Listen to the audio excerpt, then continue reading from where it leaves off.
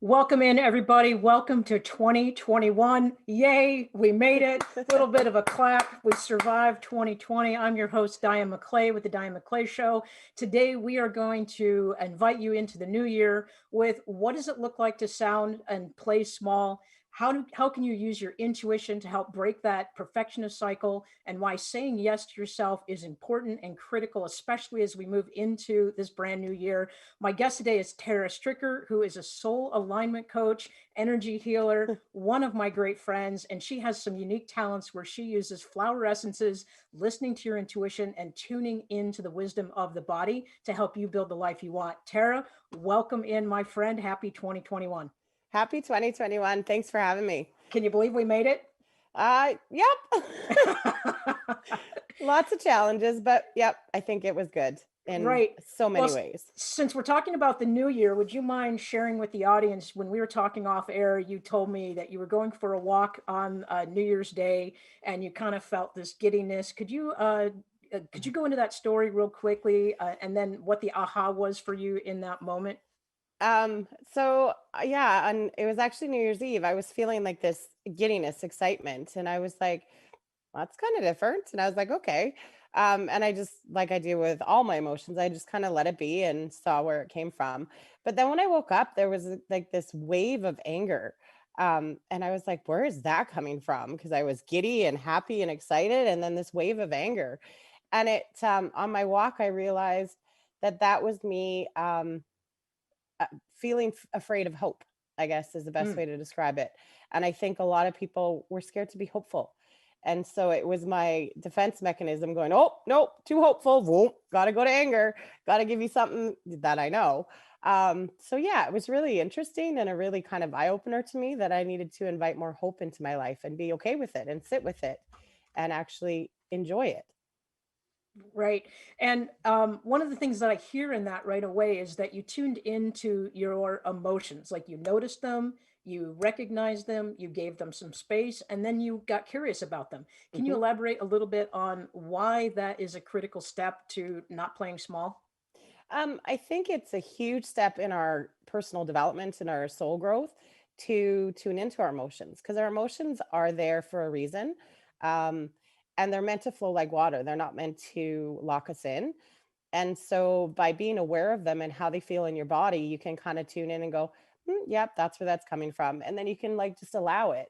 Whereas if we don't know what's kind of coming up for us, we may feel stress in the body. We may feel kind of tight or yeah, like stress, I guess, in our body. And if we don't know and we haven't tuned into our emotions, then we almost get more stressed because we're like, what is this? What is happening? Am I having a heart attack? And so, but the more you know, and the more you know how the emotions show up in your body, the more you can go back to how they're supposed to be, how they're just supposed to flow. And so allowing them to flow gives you that space. And then you can always get curious because there's a reason that they're coming up. So, And when you say how they're supposed to be, let's clarify that for our audience. You don't really mean how everybody else tells us how they no. are supposed to be, right? Right. What I mean by that is if you look at kids, they allow their emotions to flow. One minute they're happy, one minute they're angry, one minute they're sad, then they're happy. And that's how emotions are meant to be. They're not meant to, like I said, we're not meant to be locked into it. We're not supposed to be angry all day because we got cut off. We're supposed to be like, oh, and then, oh, look, sun, and that's how we're supposed to be. And they're supposed to flow. And that's the healthiest for us when they do flow. And what would be something that would be an identifier for our audience if for us to recognize that flow is not happening? How does that show up, either energetically in the body or maybe even environmentally around us? I think when it's not flowing for me, I am tuned into my body after much training. Um, and I know what it feels like, and I know what it feels like when it doesn't feel good. And so that's a cue for me when my body, because our bodies don't lie. Our bodies are completely honest. It's our mind that tells us the stories. And so when I feel my body kind of, tense up or Yeah, I guess tense is the most, or I feel kind of hot sometimes, then I'm like, okay, what's this? And I get curious, like you said. And I love that. Getting curious is so much better than what's wrong with me, because that's just a totally different energy than, hmm, what's that? And it brings on a lot more insights, I think, when you're not like in that space of what's wrong with me? I need to fix myself. Right. And that's a message that we get told a lot by our families, our workplaces, our societies, that there is something wrong with us. We're Hmm. not fitting into a mold. We're not meeting someone else's expectations. So, why is it really critical now, especially as we're moving out of the heavy earth energy from 2020? And astrologists are telling us that we're moving into an Aquarius sign, into a sense of airiness that's going to be around for 20 years. Why is it critical to recognize the expectations other people have for us, and then give ourselves permission to step away from them? Um, so sorry, the expectations that others have of us. I think that we take those on, like we take on our cultural beliefs, we take on the beliefs of our family, we take on beliefs of our friends and family on how we should be. And then we, like you said, try to fit into this mold that we're not, because we're not being true to ourselves. And so it brings up a lot of stress for us, because there's this, I need to do this and I have to do this because this is what society says, or this is what the, yeah, society or our family or expectations say about us. But our true self is like, "No, I don't want to do that." And so there's this constant kind of battle, I think, for a lot of people, where it's like, I have to, but I don't want to. And so I think, I think the important thing, and moving into 2021, I think is a great intention for 2021, is listen more to what you want to do rather than what you have to do and I should think do. that I want you to say that again. Listen more to what you want to do as opposed to what you have to do. I know for me that, and you know my story, and we've mentioned this once or twice on the show before, but there was a point in my dream career where what I wanted was to be more creative and have more autonomy and have less rigidity, less sense of formalized institutional authority. Hmm. I want to play and I want to live my life in a happy way, and I want to work in a way that feeds myself and feeds other people around me. So the word over my right shoulder is choice, and the one over my left is courage. And I think that that's my foundation that I'm bringing into 2021, is that we actually get to choose a lot of our path. We don't get to choose what happens to us, but we certainly have the ability to choose how we react, how we learn, Hmm. how we grow, and we definitely get to choose how it defines us if we want it to. Would you agree with that?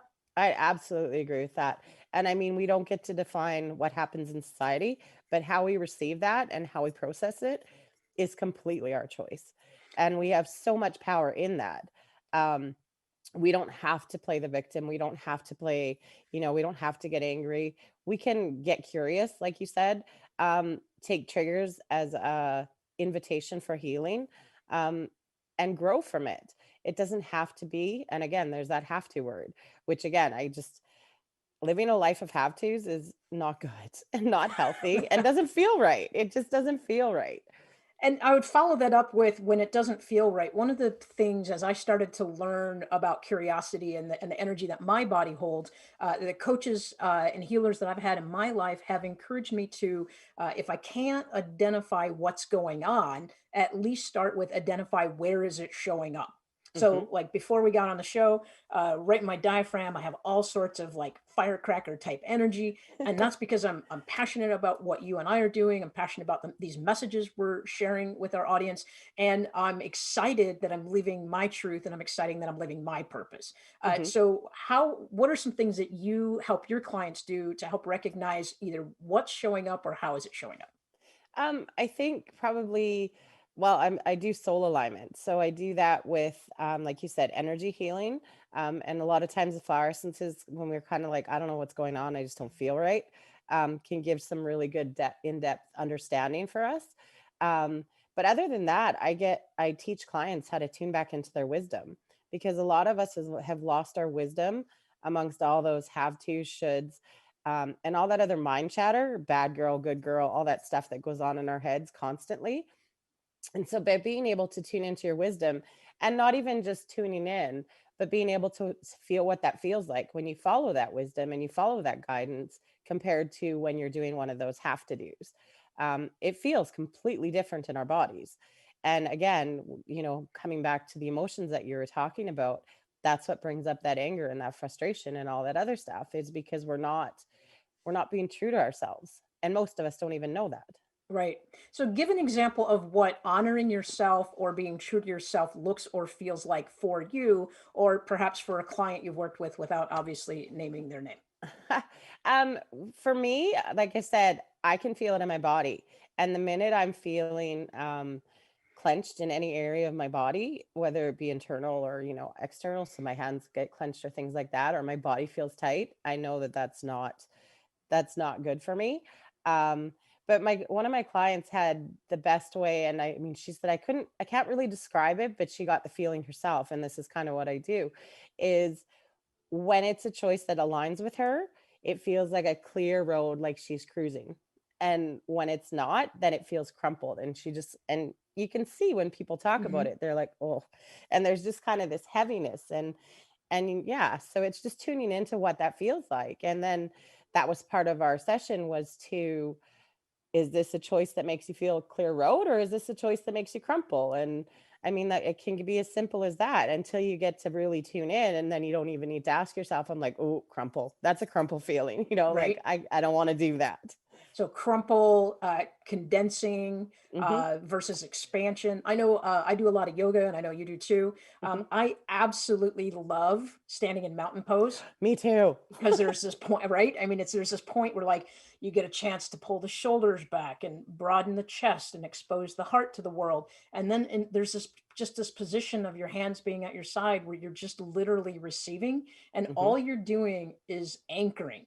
When Yep. I'm in that pose, I feel very expansive. I feel like I can conquer the world. I feel like Hmm. nothing is impossible for me. I'm not afraid of anything. And I don't worry about what it is that I look like. Hmm. And then I compare that to some days when I wake up in the morning and I kind of shuffle to the coffee machine, or I worry about a decision I have to make.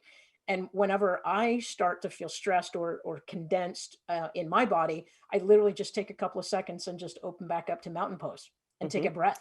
And that's one thing I want to encourage our audience to do right now, and even our producer if he's in the background, is just recognize, like, take a breath, like just stop for a minute and recognize what is happening in your body right Hmm. now, right?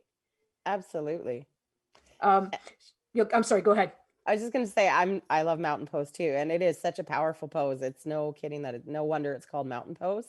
But to the breath too, that is such a way to just kind of, if you're feeling it, it gives you that space to kind of figure out what's going on from a non-judgmental place. So just a deep breath and coming back to the breath and bringing in life force, just as like a reset, and then going, okay, what was that?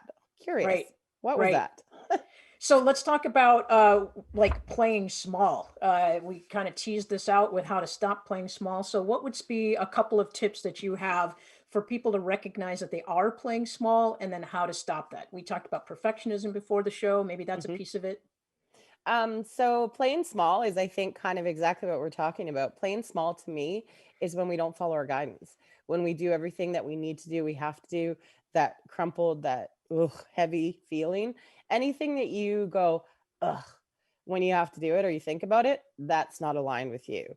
That is something that you have been programmed and accepted that program, that's something that's a good thing to do. Um, and so I think when we play small, and I don't think it's done consciously at all, but it's just following all those programs and following all that. This is what I have to do, this is what I need to do. And I think perfectionism, tying that into that, perfectionism is that, it's that core need of being accepted. And so we become perfectionists to, so that we can't get judged. And so we think if we do it perfect, then it'll be all good. But if it's one of those things that you are having to do or need to do or you're forcing yourself to do, it's never going to be perfect. And there really is never a perfect either. So, Right.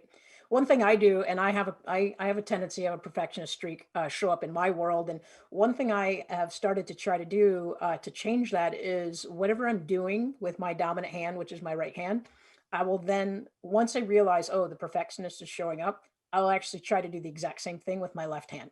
And mm, because what happens is obviously I'm not going to be nearly as good, right? Obviously it's not going to be perfect. Hmm. Obviously it's not going to be as good as my dominant hand. But there is this sense of it's okay because I'm not trying to be perfect. Hmm. It's it's a strange thing to say, but try just writing. If I'm trying to write a letter and trying to get all the words right, if it's not flowing, then I'll Yeah. just try to write a sentence or two with my left hand, and it causes me to be more deliberate, more focused, but I also have to let go of, oh, that letter doesn't look right. You know what I mean? Yep. And I would say it kind of breaks that pattern of perfectionism too, because you're physically doing something different. So you're disrupting that pattern. For me, I've just learned to laugh at my mistakes and just go, yeah, perfectly imperfect. That's me, and I'm okay with that. I am perfectly imperfect and I am good with that. And every time I feel it come up, I know that that is a core need for acceptance. So I send myself some love and I send my inner child some love and I go, we're okay. We're good. We're safe. And I kind of have like a pep talk with myself because that for me is what is at the core of perfectionism is that need to be accepted and not wanting to be rejected. I agree. I think playing small too is, when we look at something in hindsight, there's a lot of times that we say, "Oh man, I wish I did," or "I should have done that." Meaning, not that that's what society is telling us, but we recognize after the fact that there was something different that we wished we would have done. Which, if you go back into that thought process, you usually get a hit on your intuition. You Hmm. usually feel something in your gut, and I think part of not playing small is recognizing when you're at that crossroads of, oh, I feel like I want to do this, or I feel like I should do this, and like for yourself, not for someone else, Yeah. and then you bypass it, right? Hmm. You're like, that means nothing. And I think playing big means giving yourself that permission to listen to that and then change your course of direction based on that. Hmm. Would you agree? I would agree. And I think looking at your word back there, it takes a lot of courage because sometimes our intuition tells us some things and we're like, no, I can't do that. Like, are you kidding me? Um, but it knows and it knows what's best for us. And so, again, with that getting curious, if your intuition is saying that you should go be a singer rather than, "Pff, I can't sing," like, and blowing that off right away, it's get curious about how could this work and what would that be like and just play with it a bit. And that's, I think, like you said, a lot of people get the hits from their intuition, but then fear sets in, or that perfection is the mind, or that I need to figure this out, I need to know exactly, I need to know step by step how to get there. And instead of just allowing and being with it, and letting the steps kind of reveal themselves. And I think a lot of times, like I said, I think it's fear of failure, fear of judgment, fear of something new, fear of the unknown. Because a lot of times our intuition might, like I say, might be something, we might get a hit on something that's big and we don't understand how we're going to get there. And then we're like, nope, I don't know how to get there. So we just kind of withdraw. And working with coaches, and we've got about 9 minutes left. I want to touch on your flower essences, but Okay. working with coaches and somebody who can come into the conversation with non-judgment is a really good way to help break that cycle. Even if it's one session or it's a committed year-long session. But you and I both have our own coaches. We work with other healers to help us see Mhm. into our blind spots or into the corners of our world. So I really encourage our listeners that one of the things that you should commit to is really get somebody on your team who can help you see into those corners. You mentioned flower essences, and one of the things we like to do on this show is we just like to remind people that one of the ways to connect to yourself is connecting to nature. So, David, if you can roll some of those photos for me, that would be great.